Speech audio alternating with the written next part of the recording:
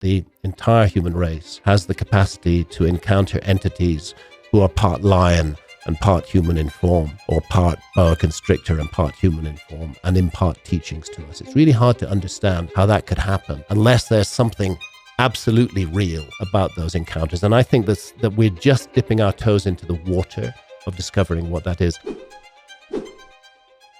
It's interesting because DMT is the active ingredient in ayahuasca, but smoked or vaped DMT is a radically different experience from ayahuasca. Yeah. There are some crossovers at the level of geometry and entities. There's times when I've smoked DMT where I found myself back in the ayahuasca space, if only briefly. But by and large, it's very, very different. For me, the most important issue with ayahuasca has been dealing with my own baggage. I have a tendency to anger quickly. And when I get angry, I can say very hurtful things to other people. And I feel totally justified in saying it at the time, you know? Yeah. Well, what ayahuasca has shown me is that is really unhealthy behavior on my part, and that I need to fix my anger problem. This is something I have to deal with. And it's not that drinking ayahuasca is just going to make it go away. I have to control how I act towards others and not express and not manifest anger, because it causes so much pain. And when I do manifest anger, I feel so awful about it myself afterwards as well. It's been teachings about how to be a more nurturing, more positive, more helpful human being. I'm not saying that I've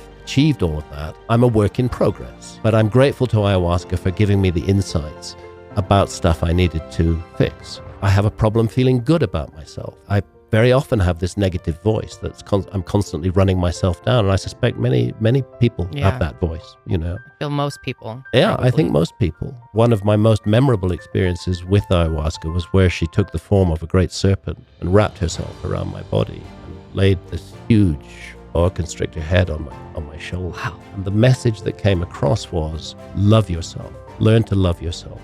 Don't hate yourself. You can't be properly functional if you're in a state of self-hatred. And so again, there was an important message which taught me something that I needed to know and which I could learn from. But perhaps the most significant issue of all is this seamlessly convincing entry into another realm, which is not this realm. Yeah.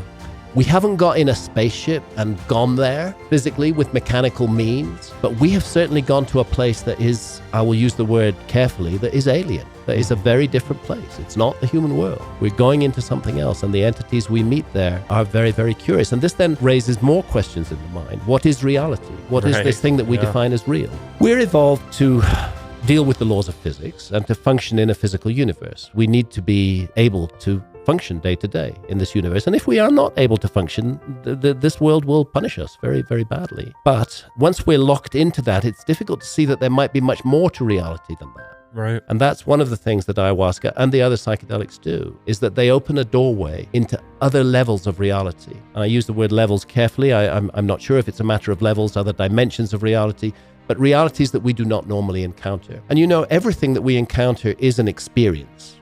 If it's in this physical world and somebody, you know, bumps into our car on the highway, that's an experience that we have, or we've been bumped into somebody. That's an experience, and it's a real experience. But fundamentally, it's an experience. Yeah. And that's true in the visionary journeys, is that you're having experiences, and it's wrong to dismiss them as unreal simply because there isn't a physical coordinate for them. They're also experiences. They're valid experiences, and they may be amongst the most important experiences that we'll ever have in our lives. I think it's tragic that so many people don't have the opportunity to have these experiences in carefully controlled circumstances. I keep needing to emphasize this, with people who know what they're doing. We don't call them shamans so much in the West, we call them facilitators. But there are some brilliant facilitators who've, you know, spent years sitting at the feet of shamans in the Amazon and learning from them, and then coming back and offering ceremony. And those are the ones that we should seek out if we're looking for a journey in Western technological societies where ayahuasca remains illegal. But undoubtedly, the most practiced hands we will find ourselves in are those of shamans in the Amazon itself with ayahuasca.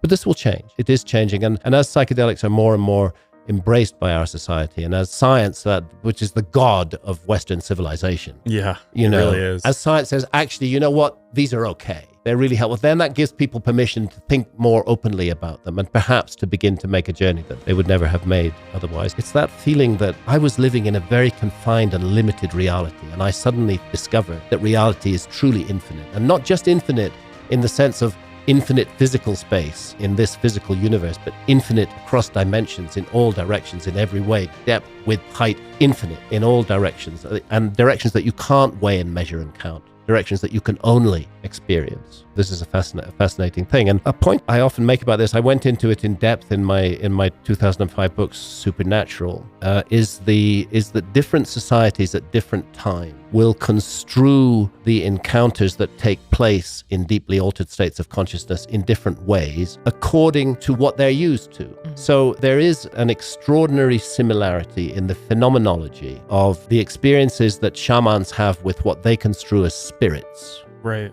The experiences that people right up until the 1950s had with what they construed as fairies and elves, and the experiences that are now being construed as encounters with aliens. If you analyze the phenomenology and you compare them with reports of people who, for example, there's a very important study taking place at Imperial College in London right now, and I'm so glad that this is taking place. As most people who are familiar with this subject know, DMT, smoked or vaped, is a very short journey. 10 minutes, really, is what it's about, sometimes less. And what I describe it as a rocket ship to the other side of reality. Whoosh! You have to surrender. I mean, it just takes you away. And then you find yourself in this very busy, extraordinary space where all kind of stuff is happening and entities are coming to you and you're seeing the geometry and the patterns, and then you're back.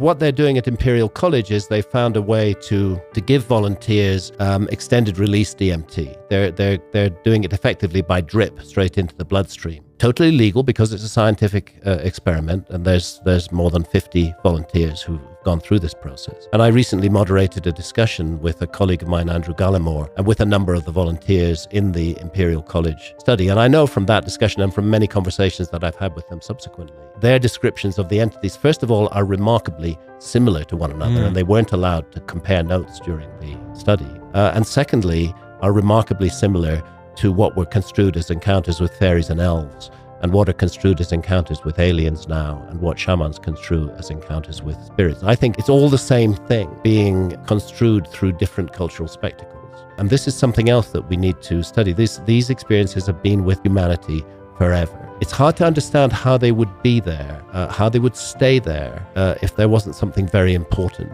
and worthwhile about them. It's hard to explain in evolutionary terms how it is that the entire human race has the capacity to encounter entities who are part lion and part human in form, or part boa constrictor and part human in form, and impart teachings to us. It's really hard to understand how that could happen unless there's something absolutely real about those encounters. And I think that we're just dipping our toes into the water of discovering what that is. A study is going to take place in Colorado, I believe within the next year, possibly within the next 6 months it's going to start, where again, another technology for extended release DMT is going to be given to volunteers here in Colorado, and I hope to be a volunteer myself. I was gonna say, I gotta look into this. In that experience, the device that's been created that allows what they call it DMTX has been invented by Andrew Gallimore and Dr. Rick Strassman, who's at the University of New Mexico. Rick Strassman wrote the book DMT, The Spirit Molecule. Right. Yeah. He did the first research with human volunteers and DMT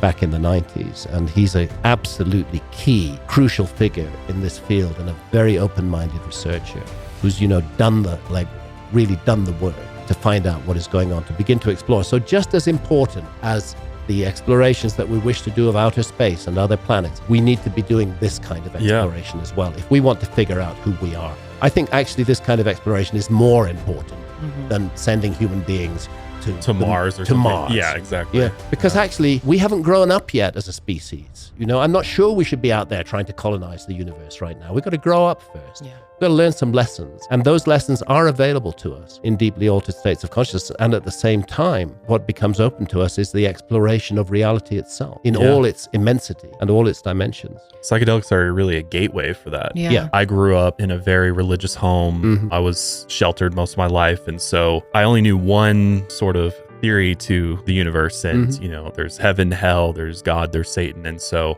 it took me a long time to get rid of that dogma and really deconstruct all of those ideas. Because it's drummed into us from day one. And that's so many people too. I mean, that's like the majority of the planet. Vast majority of the planet, whatever religion they follow, it's drummed into them from day one. And these are hierarchical religions. Yeah. Often with a rather unpleasant entity sitting at the top of the hierarchy. Yeah, exactly. When you get down to grips with it. I mean, these of course are heretical things to say. A few hundred years ago, people got burnt at the stake.